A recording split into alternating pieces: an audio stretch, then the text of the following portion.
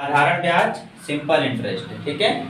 तो simple interest में यह पी जो रहता है इसे हम हिंदी में मूलधन कहते हैं, जिसे इंग्लिश में हम प्रिंसिपल अमाउंट कहते हैं। प्रिंसिपल जितना हम पैसा लगाते हैं, ठीक है, या किसी से हम उधार लेते हैं तो प्रिंसिपल अमाउंट होता है। फिर दूसरा आता है आर। आर को हम रेट करते हैं। रेट मतलब होता है दर, किस दर से हम पैसा लेते हैं या देते हैं। और टी फॉर आता है टाइम। टाइम को हम हिंदी में कहते हैं समय। और एक आता ए को हम कहते हैं इंग्लिश में अमाउंट। अमाउंट को हम कहते हैं मिश्र धन। जो मिश्र धन होता है, ठीक है, यह मूलधन प्लस ब्याज। कौन सा ब्याज? साधारण ब्याज। मिश्र धन बराबर मूलधन प्लस ब्याज। इसका मतलब अमाउंट जो होता है पी प्लस एस आई होता है। जितना पैसा हम लिए या किसी व्यक्ति को दिए वो पैसा और कितना ब्याज हुआ, उन दोनों पैसों को जब हम जोड़ देते हैं तो मिश्र धन बन जाता है। क्लियर इतना सभी लोग को? ब्याज हमेशा एक समान दर से जब लगता है तो जो पैसा बनता है प्रत्येक वर्ष वो एक समान ही बनता है। इसका मतलब कि अगर 100 रुपए है, 100 रुपए पर 10% की दर से अगर ब्याज होता है एक साल में तो कितना हो जाएगा? 10 रुपया। इसका मतलब अगर साधारण ब्याज पर है तो प्रत्येक साल 10 रुपया ही देना रहेगा। प्रत्येक साल कितना रुपया देना रहेगा? 10 रुपया ही देना रहेगा। परंतु यदि यही चक्रवृद्धि ब्याज हो जाता है तो ब्याज पर ब्याज चक्रवृद्धि ब्याज, मतलब ब्याज को देना ही देना है प्लस 10 रुपये पर और ब्याज देना है। तो उसके बारे में हम साधारण ब्याज कंप्लीट कर लेंगे, तब आगे हम पढ़ेंगे। ठीक, इसमें सूत्र हम प्रयोग करते हैं एसआई बराबर पीआरटी बटा 100। ठीक है, अब इसको हम हिंदी में भी कहते हैं कि साधारण ब्याज बराबर मूलधन गुणे दर गुणे समय बटा 100। ठीक है, और यदि हमें मिश्र धन, अगर हमें ब्याज निकालना रहता है, यदि हमें क्या करना रहेगा कि साधारण ब्याज यदि हमें निकालना रहेगा, एसआई में निकालना रहेगा, तो हमें क्या करना पड़ेगा? ए माइनस क्या करना पड़ेगा? पी। कितना पैसा टोटल बाद में हुआ था और कितना हम पैसा लगाए थे, इन दोनों का अंतर हम निकालते हैं, तो वही क्या होता है? एसआई। सिंपल से देखोगे, यहाँ पी अगर इधर हम भेज देंगे तो क्या होगा? ए माइनस पी बराबर क्या हो जाएगा? एसआई। यही होगा ना, और यही तो एसआई बराबर ए माइनस पी। क्लियर? इतना समझ में आ गया बात? ठीक, चलिए यहाँ तक नोट करिए। प्रश्न दिया गया है कि 42,400 की धनराशि पर, तो 42,400 की धनराशि, तो 42,400 प्रिंसिपल अमाउंट हो जाएगा कि धनराशि पर 12.5% वार्षिक दर हो गया, तो आर बराबर हो गया 12.5% की दर से कितने वर्षों में, टाइम पूछ रहा है, कितने वर्षों में 26,500 का साधारण ब्याज प्राप्त होता है। मतलब एसआई हो जाएगा 26,500। ठीक, इतना हो जाएगा। तो प्रिंसिपल दिया है, रेट दिया है, टाइम दिया है, टाइम पूछ रहा है, एसआई फाइंड आउट, एसआई दिया ही है, तो हम सूत्र चलेंगे एसआई बराबर पीआरटी बाई 100 से। ठीक है, तो एसआई हो जाएगा 26,500, पी हो जाएगा 42,400 गुणे रेट है 12.5 गुणे टाइम नहीं पता बटा कितना है 100। डबल जीरो से डबल जीरो क्या हो जाएगा? कैंसिल हो जाएगा। और भी हल कर लेंगे, 26,500 बराबर 424 गुणे, अब इसको जब हल कर पाएंगे तो 125 कर सकते हैं। 125 गुणे टी बटा कितना? 10। 10 को ऊपर 10 का नीचे गुणा करेंगे, 10 हट जाएगा। फिर 5 से कट कर देते हैं, 5 दूनी 10, 5 बचे 25, 125 कट जाएगा, तो 5 इधर भी कट करना रहेगा। 5 से 25, 5 तिहाई 15, डबल जीरो। ठीक, 5 बचे 25, 1 मिला 15, 5 के 15, डबल जीरो लग जाएगा कैंसिल। फिर 5 से कट कर देंगे, 5 बचे 25, फिर 5 से 5 एक कम 5, 3 में नहीं जाएगा 0, फिर 5 6 30, ये कैंसिल। फिर 5 से 5 एक कम 5, 5 दूनी 10, फिर 5 एक कम 5 और 5 दूनी 10, ये कैंसिल। ठीक, तो अपने पास क्या मिल गया? यहाँ पर और सॉल्व कर लेते हैं। यह 212 बराबर 424 गुणे कितना टी बटा कितना 10। अगर हम हल कर पा रहे हैं तो यह एक बार में और 2 बार में कट जाएगा। ठीक, क्योंकि 212 का दोगुना करेंगे, 2 दूनी 4, 2 एक कम 2, 2 दूनी 4 कट जाएगा, और 2 एक कम 2, 2 बचे कितना हो जाएगा? 10। 5 इधर जाएगा गुणा हो जाएगा, तो 5 एक कम 5 बराबर टी, तो टी बराबर कितना मिल गया? 5 वर्ष में।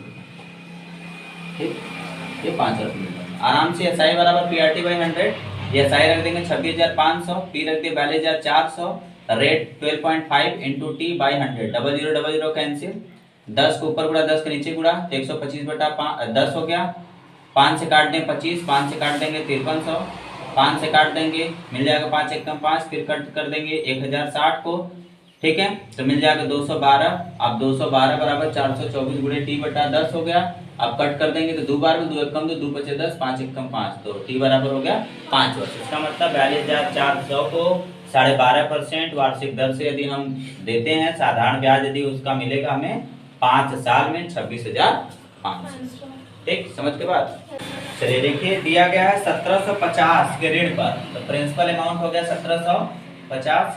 1750 के ऋण पर 5% मासिक की दर है, तो 5% जो है मंथली है, ठीक है, मासिक। इसको सालाना बनाएंगे वार्षिक, तो 12 गुणा करना पड़ेगा, 12 पंजे 60 पर एनम, तो 60% पर एनम हो जाएगा।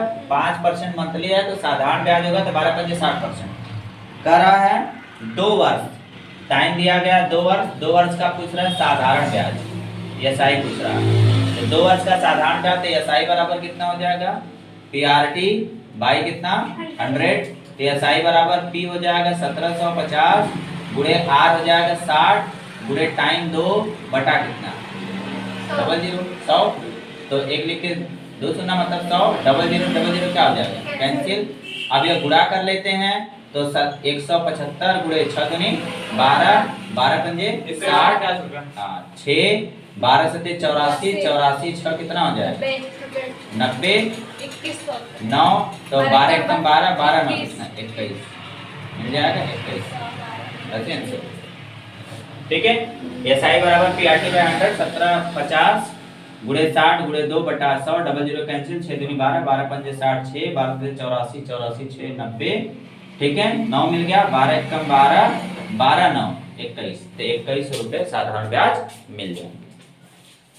चलिए नेक्स्ट सवाल इसमें दिया गया कोई राशि साधारण ब्याज की किस दर पर 15 वर्षों में 4 गुना हो जाता है, तो प्रिंसिपल अमाउंट x मानो, अमाउंट कितना हो जा रहा है 4 गुना, तो 4x हो गया, टाइम कितना दे दिया जा रहा है 15 वर्ष, रेट पूछ रहा है, तो कह रहा है कोई राशि 15 वर्ष में अपने का 4 गुना हो जाता है, तो ब्याज की दर बताइए। तो हमें पता है कि प्रिंसिपल अमाउंट x मान लिए, तो अमाउंट 4x होगा, तो एसआई कितना हो जाएगा 4x माइनस x, तो बराबर कितना 3x, फिर एसआई बराबर कितना मिल जाएगा सूत्र पीआरटी बाई 100, तो एसआई अपने पास 3x हो जाएगा, p अपने पास x हो जाएगा, r नहीं पता है, टाइम पता है कितना 15 बटे कितना 100, x x कैंसिल, 3 एकम 3, 3 बचे 15, 5 एकम 5, 5 दूनी 10, 20, इधर 1 हो जाएगा, 20 के इधर उड़ा कर देंगे, तार बराबर कितना 20%, बस ये क्या आंसर। इसका मतलब ऐसे जब सवाल आते हैं तो प्रिंसिपल अमाउंट हम मान लेते हैं, कितना अमाउंट हुआ 1 गुना 2 गुना 3 गुना 4 गुना, वो उतना लिख देते हैं, फिर दोनों को घटा देते हैं तो एसआई निकल जाता है। जैसे इसमें दिया गया है कि 4 गुना होता है तो प्रिंसिपल को x मान लिए, और अमाउंट 4x हो गया, तो एसआई बराबर 4x माइनस x बराबर 3x हो गया। कह रहा है टाइम 15 वर्ष, तो रेट पूछ रहा है, तो एसआई बराबर पीआरटी बाई 100 हो गया, एसआई की जगह 3x रख देंगे, x के p की जगह x, r नहीं पता, t की जगह 15, 3 एकम 3, 3 बचे 15, 5 एकम 5, 5 दूनी 10, 20 आ जाएगा, 20 के इधर गुणा हो जाएगा, तो रेट बराबर 20%। ठीक, कोई धनराशि 10 वर्षों में 3 गुना हो जाता है तो ब्याज की दर, तो हमें पता है कि प्रिंसिपल अमाउंट x होगा, 3 गुना हो जा रहा है तो अमाउंट कितना हो जाएगा 3x, तो अपने पास एसआई कितना मिल जाएगा 2x, क्योंकि दोनों को घटा देंगे ना, 3x से x जाएगा 2x हो गया।